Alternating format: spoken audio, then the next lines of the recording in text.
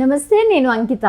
జగన్ భక్తులైన ఐపీఎస్ ఆఫీసర్లకు AP DG shock ఇచ్చారు.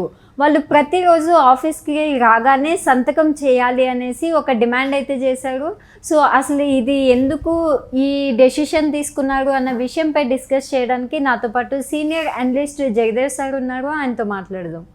Hi sir. హలో సార్, ఇప్పుడు చూస్తే ఐపీఎస్ ఆఫీసర్లకు ఏపీ డీజీ వచ్చేసి ఒక డిమాండ్ చేశారంట, ప్రతిరోజు వచ్చేసి సైన్ చేయాలి ఆఫీస్కి అనేసి. యూజువల్గా మనం చూస్తే ఐపీఎస్ ఆఫీసర్లు ఎక్కడ సైన్ చేసినట్టు మనకైతే తెలీదు. సో ఎందుకు ఈ రూల్ తీసుకొచ్చారంటారు? జనరల్గా సైన్ చేస్తారు, అంటే ఒక్కొక్కసారి డైరెక్ట్గా విధుల్లోకి వెళ్ళిపోవడము, లేదంటే హైర్ అఫీషియల్స్ రమ్మన్నప్పుడు అటున్నట్టు వెళ్ళిపోవడం అట్లా ఉంటుంది. జనరల్గా ఆ బాస్ అనేవాడికి ఆ ఫ్లెక్సిబిలిటీ ఉండాలి, ఎందుకంటే ఎంటైర్ రెస్పాన్సిబిలిటీ జిల్లా అధికారి కాబట్టి, జిల్లా సంబంధం ఎక్కడ ఏ మారుమూల జరిగినా ఆయనే రెస్పాన్సిబుల్గా చెప్పాలి కాబట్టి హైర్ అఫీషియల్స్కి. సో ఆ ఫ్లెక్సిబిలిటీ ఉంటుంది. ఒకరోజు వెళ్తారు, ఒకరోజు డ్యూటీకి వెళ్తారు, ఒకరోజు డైరెక్ట్గా రాజధానికి వెళ్ళిపోవచ్చు, లేదంటే అమరావతికి వెళ్ళొచ్చు, రకరకాలు ఉంటాయి. బట్ ప్రతి ఒక్కరూ రోజు టెన్షన్గా ఆఫీస్కి వెళ్ళి సంతకం పెట్టాలని ఐపీఎస్లు అందరికి కూడా డీజీపీ హుకుం జారీ చేశారు. డైరెక్టర్ జనరల్ ఆఫ్ పోలీస్ అంటే రాష్ట్ర పోలీస్ పెద్ద బాస్. మరి ఆయన చెప్పినట్టు వినకపోతే సస్పెండ్ అయినా అవ్వచ్చు. సస్పెండ్ అంత ఈజీగా చేయలే అనుకోండి ఐఏఎస్ ఐపీఎస్ వాళ్ళని, ఏదో రకరకాలుగా వాళ్ళ మీద మళ్ళీ సస్పెండ్ కూడా ఏవో పెడతారు, అలిగేషన్ పెడతారు, ట్రాన్స్ఫర్లు అంటారు, లేదంటే సైన్ పెడతారు. అట్లా పెట్టినప్పుడు కూడా కొన్నిసార్లు నో వర్క్ నో పే కింద ఉంచేస్తారు వాళ్ళ మాట వినకపోతే, అంటే శాలరీలు అట్లా ఉండవు. సో అట్లాగా ఖచ్చితంగా హుకుం జారీ చేస్తే, అంటే దాన్ని అవాయిడ్ చేయడానికి లేదు గవర్నమెంట్ సర్వెంట్స్లో, అందులో సివిల్ సర్వెంట్స్కి ఇంకాను. సో ఎందుకు చేయాల్సి వచ్చింది అంటే అందరికీ కాదు, కొంతమందికే అది చేశారంట. ఎవరెవరికి?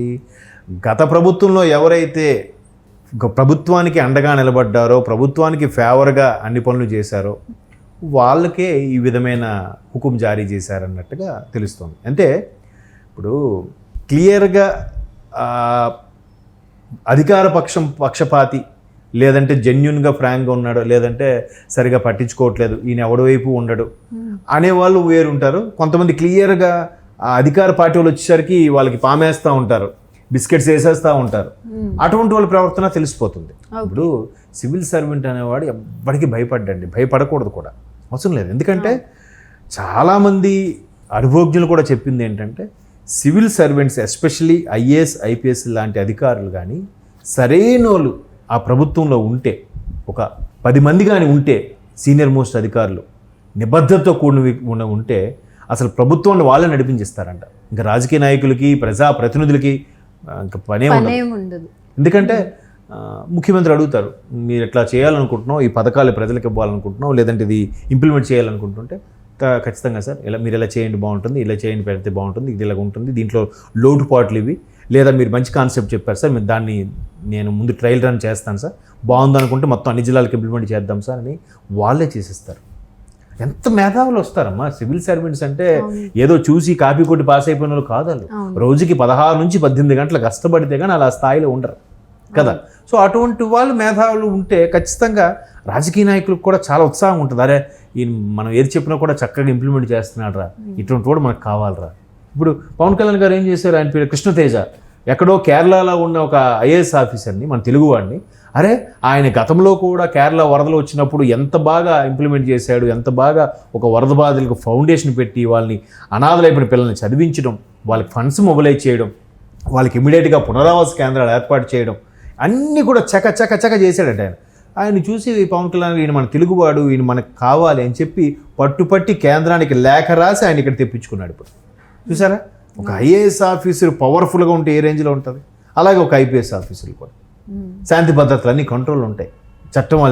చట్టం ఎవరు మీరుతున్నారో వాళ్ళందరినీ ఎక్కడికక్కడ చెక్ పెట్టేసేలాగా. సో అట్లాంటి వాళ్ళు ఎక్కడున్నా, ఒకవేళ ఆ రాజకీయ నాయకులు బాబు నువ్వు వాళ్ళని వెళ్ళి ఎందుకు వాళ్ళకి ఏదో కేసు చేసి అని చెప్పాడు అనుకోండి, సార్ కరెక్ట్ కాదు సార్, మీ తర్వాత మీరు వెళ్ళిపోతారు, తర్వాత నేను ఉంటాను సర్వీస్లో, నేను ఇబ్బంది పడాలి, మీరు ఇంకెవరికైనా చేయించుకోండి చెప్పొచ్చు. లేదా వీళ్ళు తెలివిగా ఇంకొకరికైనా చేయొచ్చు, ఎందుకంటే వీళ్ళకైనా సుపీరియర్ ఎవరు ఉంటారమ్మా. బట్ కొంతమంది వాళ్ళు ఇచ్చే పైసలకో, లేదంటే వాళ్ళు ఇచ్చే ఆ పదవులకో లొంగిపోయి వాళ్ళ మాట విన్న వ్యక్తులకు మాత్రమే ఈ విధమైన చేశారు. దాని మీద మన మాజీ మళ్ళీ మన జేసీ గారు కూడా ఫీల్ అయ్యాడు ఆయన.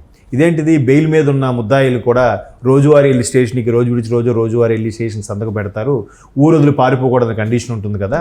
సో అట్లాగా ఎంత సుపీరియర్స్ ఐపీఎస్ అధికారులు కూడా రోజు వెళ్ళి ఆఫీస్లో సంతకం పెట్టాలని అనడం ఎంతవరకు కరెక్ట్? ఎవరు చేసుకున్న తప్పు వాళ్ళదే.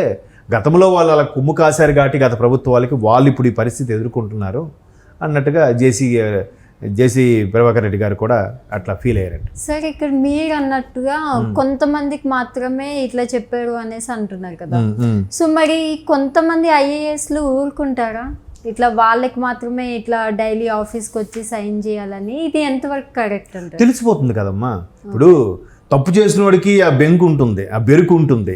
తప్పు చేయని వాడికి అయితే లెక్క చేయడు. అసలు నిజంగా నేను సంతకం పెట్టను అనేవాడైతే గత ప్రభుత్వం కూడా లొంగేవాడు కాదుగా. ఏముంది, మహా అయితే లొంగకపోతే డెప్యుటేషన్ మీద వేరే రాష్ట్రానికి పంపించేస్తారు, అంతగా కాదంటే సస్పెండ్ చేస్తారు. ఇప్పుడు ఏబి వెంకటేశ్వరరావు గారు ఏమైంది, డీజీపీ స్థాయిలో ఉండాల్సిన వ్యక్తిని ఎట్లా చేసేశారు? మ్యాక్సిమం 2 సంవత్సరాలకు మించి ఒక వ్యక్తికి సస్పెండ్ చేయడానికి వీలు లేదంట. అట్లా కావాలని 2 సంవత్సరాలు సస్పెండ్ చేశారు, కేవలం చంద్రబాబు నాయుడు గారికి ఇంటెలిజెన్స్కి హెడ్గా ఉండడం వల్ల, చంద్రబాబు నాయుడు గారి హయాంలో. అంటే వాళ్ళకి నచ్చినట్టు చేసుకెళ్ళిపోయారు గత ప్రభుత్వంలో. ఎవ్వరు కూడా ఆఖరికి నిన్నలేదు మొన్న ఏదో ఒక స్కామ్ బయటపడింది. ఒక ఆయన ఊరికే ఫుడ్ అండ్ డ్రగ్ సంబంధించి సెక్రటరీగా ఉండి ఎవరేం చేస్తున్నారు, అదేం చేస్తున్నారు, ఆయా నువ్వు 2 గుడ్లు తినేసావు, ఏమా నువ్వు ఒక 10 పల్లి పట్టీలు తినేసావు, ఇట్లా చిన్న ఉన్నాయి. పెద్ద పెద్ద తిమింగళాలు పట్టుకోవాలి, కానీ చిన్న పెద్ద పెరుగులు పట్టుకుంటే ఏమవుతుంది? అంటే ఊరికి వెళ్ళి పబ్లిసిటీ కోసం ఇంత బిల్డప్ ఎంత సిన్సియర్గా చేస్తున్నావు అన్నట్టుగా. అట్లాగా అలాంటి వాళ్ళు కూడా చాలా. తర్వాత ప్రవీణ్ ప్రకాష్ ఒక ఆయన ఉండేవాడు, ఎడ్యుకేషన్కి సంబంధించి సెక్రటరీ. ఆయన అయితే టీచర్ని చాలా ఆచి రంపాన పెట్టేసేవాడు. ఇప్పుడు ఏమైంది? వాలంటీర్ రిటైర్మెంట్ తీసుకున్నాడు ఆయన. వాలంటీర్ రిటైర్మెంట్ తీసుకోవాల్సిన అవసరం ఏమొచ్చింది? మీరు సిన్సియర్గా ఉంటే, నేను సిన్సియర్గా ఉన్నాను అని కూడా మాట్లాడొచ్చు కదా. అలా లేదు. తప్పు చేసిన వాళ్ళకి ఆ ఫీలింగ్ ఉండదు కాబట్టి ఆయన వాలంటీర్ రిటైర్మెంట్ తీసుకున్నాడు. ఇప్పుడు వీళ్ళు కూడా ఎవరైతే తప్పు చేశారని ఫీల్ అవుతున్నారో వాళ్ళు ఖచ్చితంగా మాట్లాడకుండా వీళ్ళు సంతకం పెట్టేస్తారు. తప్పు చేయని వాడు ఉంటాడు కదా, వాడు మాత్రం సార్ ఏంటిది నిన్న వెళ్ళడం అవ్వలేదు, నేను సంతకం పెట్టలేదు లేదు చెప్తారు. అలాంటి వాళ్ళని అడగరు కూడా వాళ్ళు. అరే తెలిసిపోతుంది కదా ప్రవర్తన. లేదు సార్ ఈ ఎస్పీ సిన్సియర్గా ఉంటాడు, లేదు సార్ ఈ ఐపీఎస్ అనేది చాలా పవర్ఫుల్ మ్యాన్ అని తెలిసిపోతుంది. ఏమంటే వ్యాసు, ఒక ఆయన పేరేంటి ఉమేష్ చంద్ర, ఇట్లాంటి ఫేమస్ ఫిగర్లు ఉన్నారండి ఐపీఎస్లో.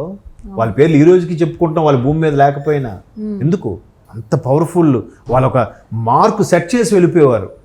సో ఎవరైతే లుసుగులకి వాళ్ళు ఇచ్చే ఆమ్యాములకి కక్కుర్తి పడతారో, పదవులకి కక్కుర్తి పడతారో, వాళ్ళు ఖచ్చితంగా మాట పడాల్సి వస్తుంది. ఇట్లాగా రోజు సంతకం పెట్టాలంటే తల ఒక తప్పదు. ఏదో బెయిల్ మీద ఉన్న వ్యక్తిలాగా, రిమైండర్ బెయిల్ మీద వచ్చిన వ్యక్తి రోజు వెళ్ళి పోలీస్ స్టేషన్ సంతకం పెట్టాల్సి ఉంటుంది కదా, ఊరు పారిపోకూడదు, కొన్ని కండిషన్స్ ఉంటాయి కదా. అలాగా అంత సుపీరియర్కి, అంత పోలీస్ బాస్కి, జిల్లా పోలీస్ బాస్కి అంటే కొద్దిగా అవమానకరమైన ఘటనలేగా. వాళ్ళు చేసుకున్నదే అని జేసీ ప్రభాకర్ రెడ్డి గారు వాపోయారనమాట. దాని గురించి మేబీ అయ్యి ఉండొచ్చు discussion. Okay, thank you sir. Thank you.